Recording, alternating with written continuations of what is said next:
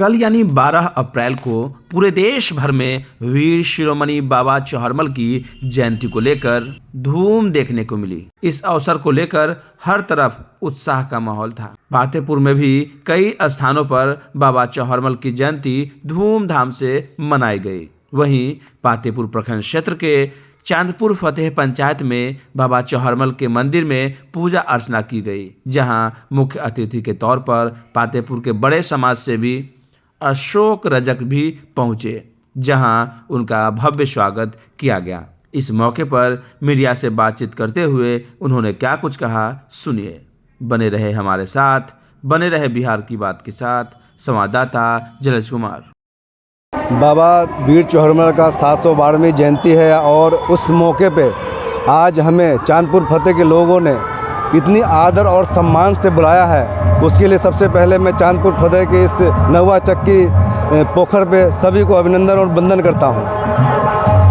कैसा प्यार मिला इस चांदपुर फतेह पंचायत के जनता के द्वारा? चांदपुर फतेह की जनता के द्वारा इतना प्यार मिला कि मैं इनके प्यार में विमुख हो गया हूँ और बार बार ही मैं यहाँ पे आऊँगा और इन लोगों का प्यार लूँगा आके। मैं मंच से आपकी जो बातें हो सुन भी रहा था कि आपने ज़्यादातर अपने जो समाज है, बहुजन समाज के लोग हैं, उनके बच्चे शिक्षित के लिए, संगठित के लिए आपने लगातार जोर दे रहे थे। मैं तो चाहता हूँ और हमेशा ही चाहूँगा और जितना होगा मैं प्रयास भी करूँगा कि मैं अपने समाज के लोगों को आगे बढ़ाऊँ, शिक्षित बनाऊँ और उन्हें संघर्ष करने के लिए तैयार करूँ ताकि वो आगे संघर्ष करके आगे बढ़ सके। सर, अपना पूरा परिचय बताएंगे? मेरा नाम अशोक रजक हुआ और मैं लोमा बिजरौली से ताल्लुक़ रखता हूँ, मेरा घर वहीं पे है। और जैसे आगे 2025 में क्या होने वाला है? 2025 में मैं विधानसभा इलेक्शन लड़ रहा हूँ पातेपुर की धरती से और बहुमत से जीतूंगा भी और जोर लगा के जीतूंगा भी।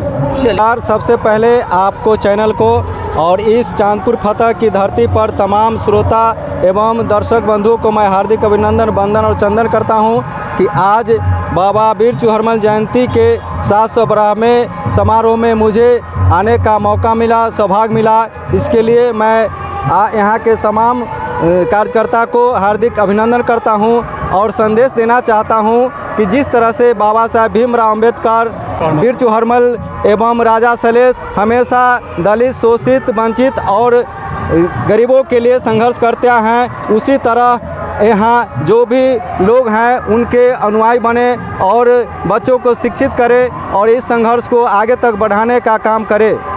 बताए हुए रास्ते पर भी तो चलने की ज़रूरत है। ज़रूरत इसलिए है कि अगर उनका मार्गदर्शन पर चलेंगे तभी जा कर के हम लोग का समाज अधिकार ले पाएगा, उनके बाल बच्चों शिक्षित होगा और आगे आने वाला जनरेशन उनका जो सपना है शिक्षित बनो, संगठित हो, संघर्ष करो, तो काम रहेगा।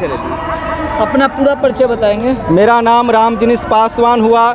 मैं पातेपुर के तिसौता पंचायत अंतर्गत पिंडौता खुर्द और नीलो पंचायत के बीच का निवासी हूं। मैं हमेशा समाज के बीच रहने का काम किया हूं और एक छोटा सा समाज सेवी हूं। मैं सबसे पहले आपको चैनल को धन्यवाद देता हूं कि आप यहां अपने बहुमूल्य समय को देते हुए आए हमारे बीच। एक गरीबों का कार्यक्रम के बीच आके हम लोगों को हर्षोल्लास कर दिए और मैं अशोक रजक जी और प्रेमा चौधरी जी को भी धन्यवाद देता हूँ कि उन्होंने भी यहाँ आके हमारे समाज को काफ़ी खुशहाल किया, क्योंकि उनके आना ही हमारे समाज को बहुत बड़ी चीज़ है। और आपने बार बार बाबा साहब को बार बार नाम ले रहे हैं। बाबा साहब तो एक ऐसा चीज़ हैं, इन्होंने बहुजन समाज के लिए जो दम घुट के अपने पढ़ाई करके अपने जीवन को आगे बढ़ाया और अपने समाज के लिए जो इतिहास लिख के गया आज तक न धरती पर कोई किया और न आने वाला कल कोई करेगा।